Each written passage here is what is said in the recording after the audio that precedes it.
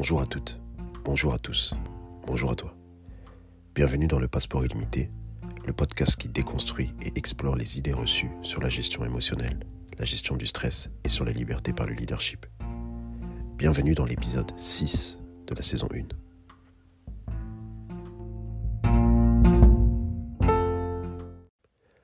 Aujourd'hui, je vais te donner 4 clés d'analyse du stress.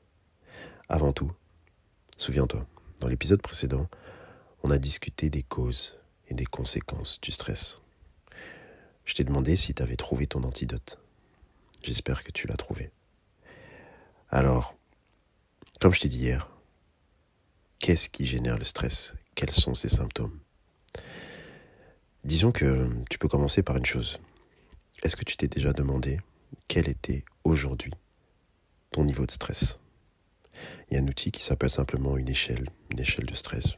Donc tu fais une échelle de 0 à 10 et tu te poses la question, en étant honnête dans ta réponse, où est-ce que je me situe dans mon stress aujourd'hui? Pourquoi est-ce que c'est intéressant de faire ça? Parce que ça te permet de faire un point, et si tu reproduis ça tous les jours, ou du moins de manière assez fréquente, tu vas pouvoir te jauger concernant ton état global de stress. Souviens-toi que je t'ai dit qu'on allait discuter de l'anxiété chronique, qui était le problème majeur lié au stress finalement, car c'était chronique, et qu'on allait revenir par rapport à tout ça le mois suivant. Mais ici, ce qui va te permettre de déjà voir que potentiellement il y a quelque chose qui peut être alarmant, c'est de te statuer par rapport aux 3 phases importantes du stress et par rapport aux 3 grandes phases de symptômes aussi de stress. Donc il y a des signaux précoces évidemment et puis des signaux qui viendront par la suite.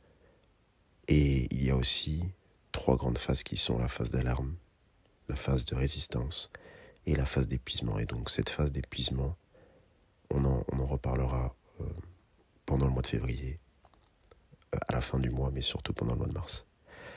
Alors, justement, si tu veux, les facteurs de stress au quotidien, t'en as plein. On est tous confrontés à la surcharge de travail, qui est probablement le facteur de stress le plus répandu. On est tous confrontés à des difficultés relationnelles. On peut penser par exemple à la peur de s'affirmer dans certaines relations en fonction du contexte. On est tous aussi sujets ou sujettes à des problèmes financiers, qui est quand même un des stress aussi les plus difficiles à gérer au quotidien. Les études, les enfants, si on en a, peu importe. Il y a tout un tas de facteurs de stress au quotidien.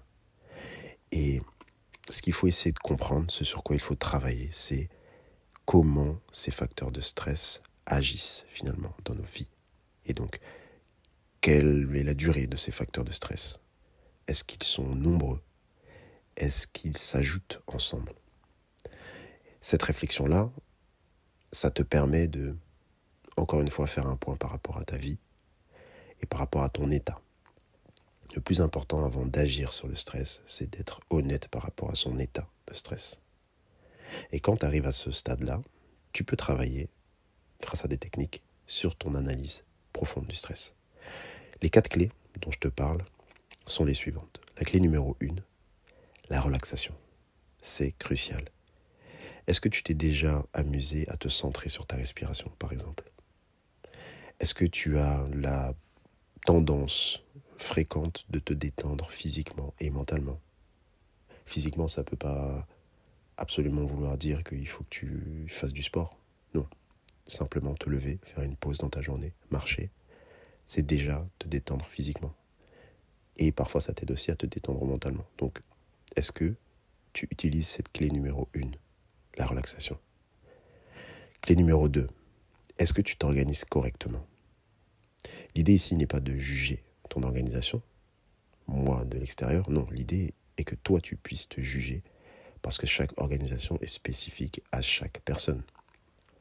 Ce qui est vraiment important, c'est que tu puisses trouver ton équilibre dans ton organisation et avoir des choses qui te conviennent à toi. Est-ce que tu t'organises correctement? La clé numéro 3, c'est la communication. Tu n'es pas sans savoir que la communication est la clé de toutes nos relations et que forcément nos relations sont aussi des sources de stress monumentales. Donc, est-ce que tu as déjà entendu parler de la communication non violente? On y reviendra. Mais pour l'instant, je te pose juste le terme ici et on y reviendra par la suite. Réfléchis. Communication non violente.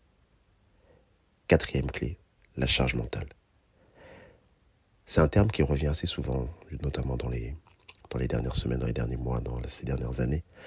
La charge mentale, on pense, exemple très classique, la charge mentale que les hommes peuvent mettre sur la femme, par exemple. C'est un exemple très commun.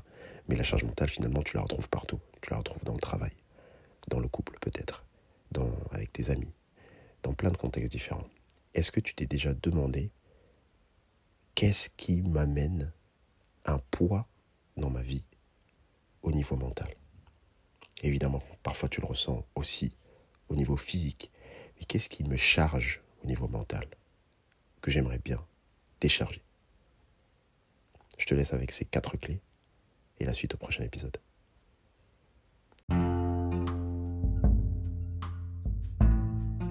Pour nous suivre et ne rien louper de notre actualité et des services additionnels proposés, abonne-toi à @fullmindedness, FULLMINDEDNES sur les réseaux sociaux.